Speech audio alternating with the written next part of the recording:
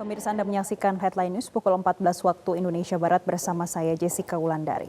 Pemirsa, Mahkamah Konstitusi menggelar sidang perkara perselisihan hasil pemilihan umum legislatif atau sengketa Pileg 2024 pada hari ini. Hakim Konstitusi Anwar Usman tidak ikut mengadili sengketa Pileg dari Partai Solidaritas Indonesia atau PSI dan digantikan Hakim Konstitusi lain Guntur Hamzah.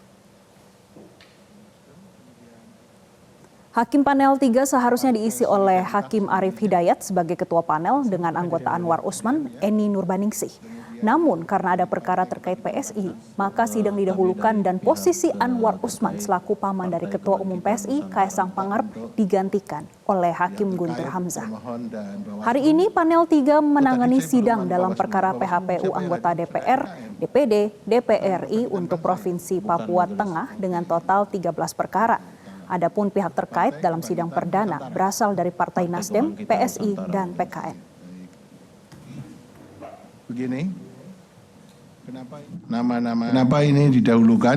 Karena menyangkut pihak terkait PSI, maka ada Hakim Konstitusi yang mestinya di panel 3 untuk perkara ini tidak bisa mengadili. Oleh karena itu, sementara digantikan panelnya oleh Yang Mulia Prof. Guntur Hamzah. Dan untuk mengetahui jalannya sidang sengketa Pileg 2024, kami sudah terhubung dengan jurnalis Metro TV Andre Septian langsung dari Gedung Mahkamah Konstitusi Jakarta. Andre, hingga siang ini sudah berapa permohonan yang dibacakan? Ya, selamat siang Jessica dan juga pemirsa. Hingga siang ini sekira pukul 14 waktu Indonesia Barat, setidaknya ada sekitar 40 permohonan yang telah dibacakan dari para pemohon kepada Hakim Konstitusi di Mahkamah Konstitusi. Untuk di panel 1 tadi ada tercatat 14 perkara yang terdaftar untuk wilayah Banten dan juga Sumatera Barat, sementara di panel 2 juga terdata sebanyak 14, sedangkan di panel 3 sebanyak 13 perkara. Untuk di panel 1 dipimpin langsung oleh Ketua MK Soehartoyo, di panel 2 bersama dengan Hakim Konstitusi Saldi Isra, dan di panel 3 bersama dengan Hakim Konstitusi Arief Hidayat. Ada beberapa catatan yang menarik di persidangan PHPU Pileg 2024 pada kali ini, Jessica dan juga pemirsa. Tidak hanya ada Partai Persatuan Pembangunan atau P3 yang sedang mengincar kembalinya suara mereka agar bisa kembali ke Senayan dan melewati batas ambang parlemen sebesar 4%. Lalu juga ada tadi yang sudah sempat kita beritakan adalah adanya Anwar Usman. Ini masih bisa mengadili sengketa pemilu namun tidak yang berkaitan dengan PSI atau Partai Solidaritas Indonesia yang ketua umumnya adalah Kaesang Pangarep. Kita mulai dulu dari tadi hasil persidangan di panel 1. Kami tadi mengutip ada beberapa hal yang menarik, diantaranya adalah suara dari Partai Persatuan Pembangunan yang seperti kita tahu tidak memenuhi ambang batas parlemen sebesar 4% atau lebih tepatnya sekitar 3,87%.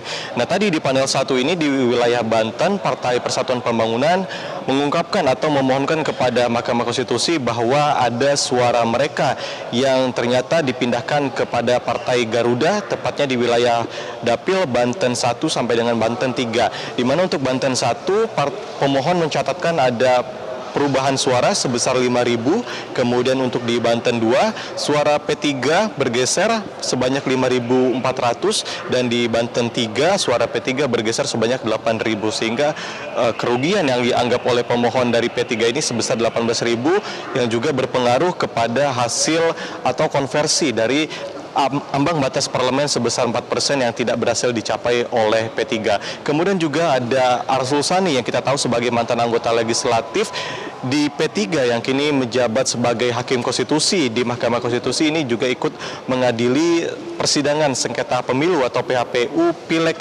2024. Namun ada beberapa catatan yang tadi disampaikan oleh juru bicara Mahkamah Konstitusi Fajar Laksono bahwa untuk Arsul Sani ini masih diperbolehkan untuk setidaknya dari pendahuluan, sidang pendahuluan, kemudian pembacaan bukti-bukti, namun tidak bisa untuk sampai memutuskan.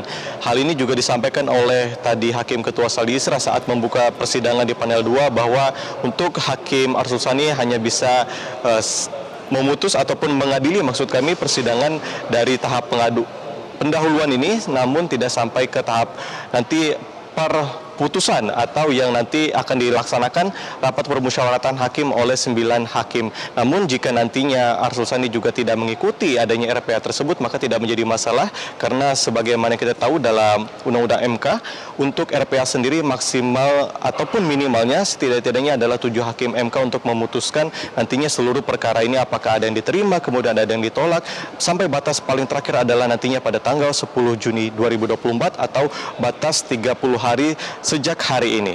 Jessica. Baik, terima kasih Andre Septian atas laporan Anda langsung dari Gedung Mahkamah Konstitusi Jakarta. Demikian headline news saat ini, sesaat lagi Newsline akan hadir untuk Anda. Terima kasih dan sampai jumpa. Jelajahi cara baru mendapatkan informasi. Download Metro TV Extend sekarang.